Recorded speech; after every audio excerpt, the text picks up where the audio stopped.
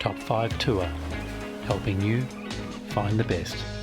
For my tour section in Dunedin, I wanted to concentrate on service, and there's a theme that's developing in Dunedin where I'm choosing businesses that really concentrating on giving good service. Now, Kim from Iconic Tours runs small tours, deliberately runs small tours, and Dunedin is now on the cruise ship radar. They get a lot of cruise ships in, and you may come here and there may be a tour where there's a lot of people doing it. But Kim specialises in doing small group tours. Now, Kim, how did you actually get into running the tours?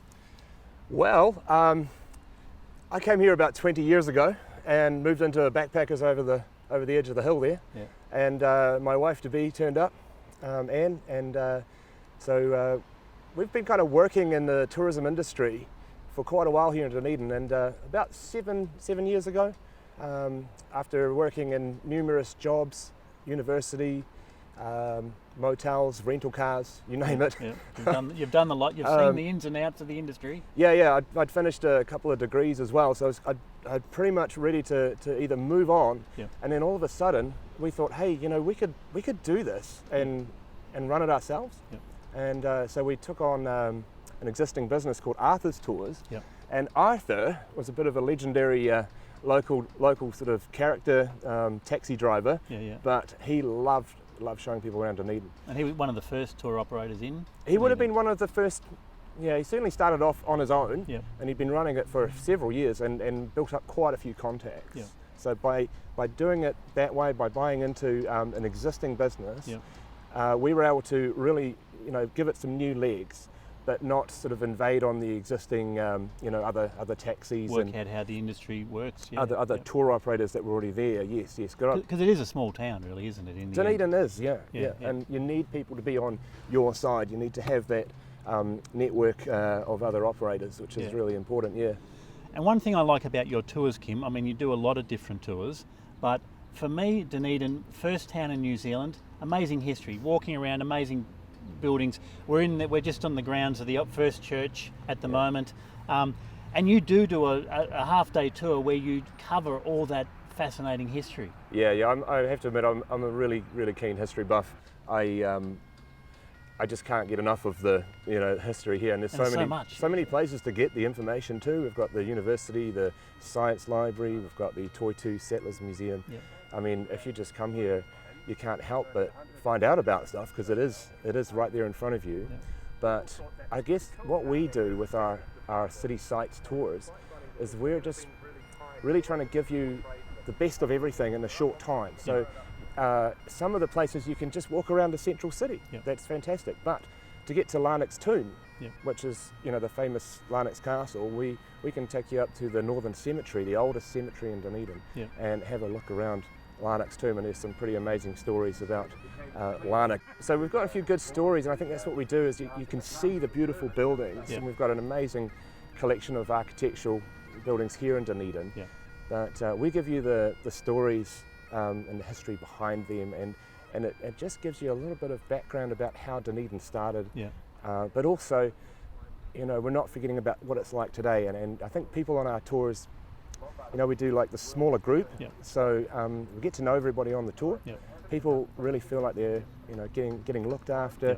We get to know them, and they get a bit of a feel for what the life is like here today. So Yeah. not just the history, but also the lifestyle that it's like at the moment. Yeah. And so you do have the half-day tour, but you basically cover the peninsula, the wildlife. There's a lot of tours that you do run, don't you? But We're so lucky here in Otago, which is our wider region. Dunedin's the big city, but if you go up 50 miles inland along the Taieri Gorge, we've got one tour that includes the train, and we take you out around central Otago, which is the old gold mining diggings, and the scenery out there. People have, may have heard of some famous painters out there. The landscape's unreal out there in central. Yeah. So we'll do like a day tour after the train, and then finish up by coming back along the coast, visiting the famous Mauraki boulders. That's another popular attraction. So a lot of the places that we can put together, they're just a little bit off the beaten track. Yep.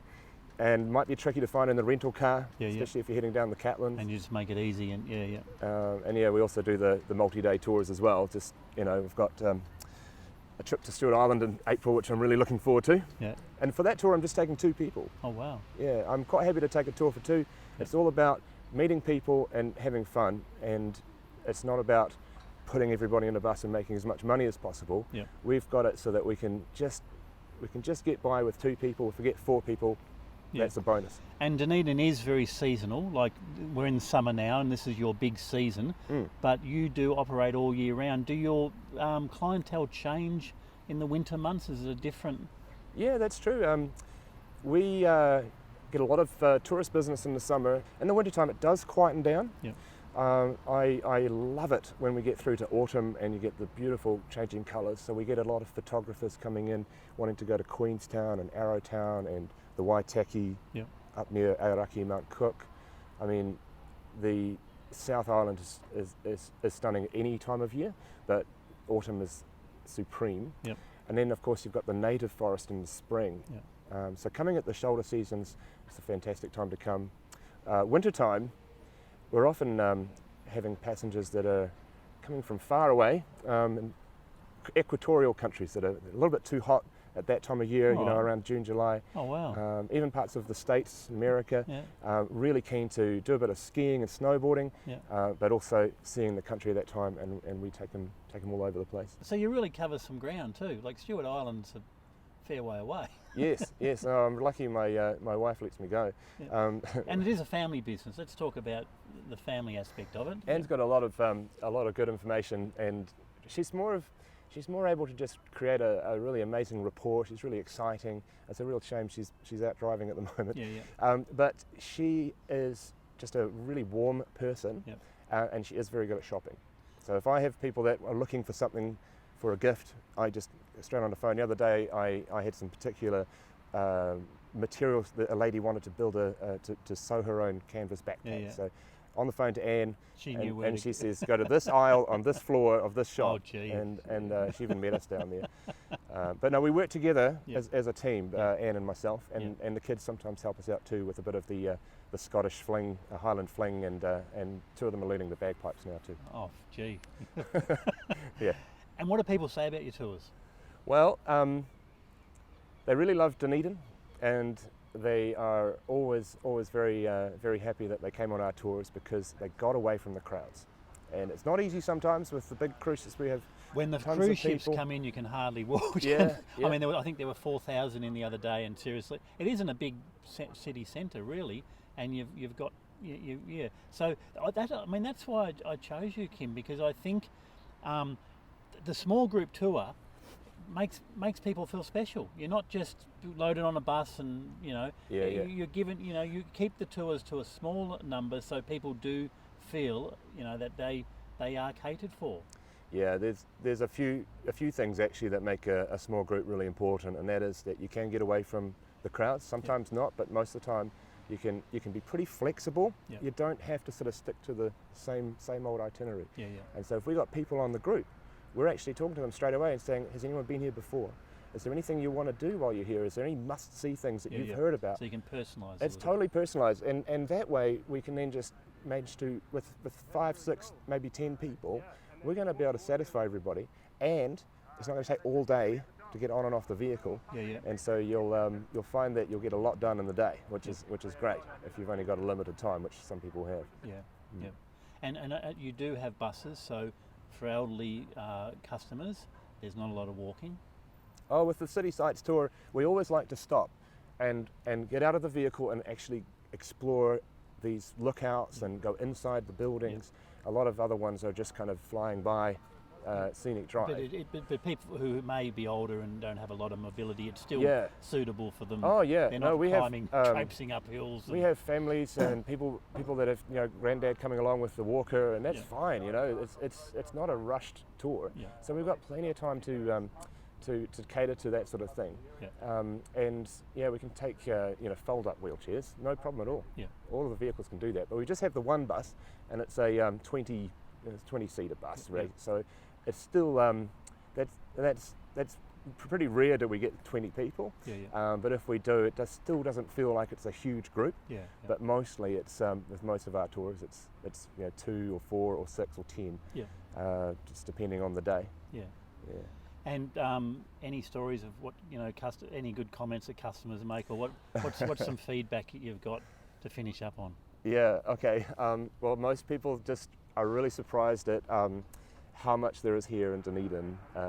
We've got a wealth of art and history, and even if we don't manage to go through the entire museum, which we won't have time for, just by telling people about it, they get an idea of what's here. Yeah. And the most common thing people say to me is, I wish we had more time.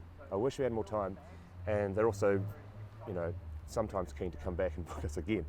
We've had people come back and book us on a return South bookings. Island. That's a good sign. Yeah, book us all around the South Island, which is happening at the moment. So people really enjoy it, and if you are thinking about coming to Dunedin, make it a 2-night, 3-night stay. Don't just make it a 1-night thing. Yeah, and I mean, we've talked about the history here. It's amazing. It is. That's what sort of that the fact that you're a history buff like me and you really know your stuff. Yeah, it's pretty cool. Walking with you is fantastic. We were just walking up the street. We did. This building here is like it's great. It's great. And we ended up here at the First Church, which is the home of the Reverend Thomas Burns, who was one of the first settlers to step ashore here. Yeah. And it was really interesting seeing the early water line too, just along Bond Street, just below the church. Yeah. People say the waves used to crash up along the cliff there, and now there's like 500-600 metres to get to the harbour at least. Yeah, so believe me, a walk around Dunedin with Kim is very fascinating. But Kim, thank you for your time. Yeah. And thank you. Eat, drink, sleep, do, shop. We handpick the best of each location. Top 5 Tour, helping you find the best.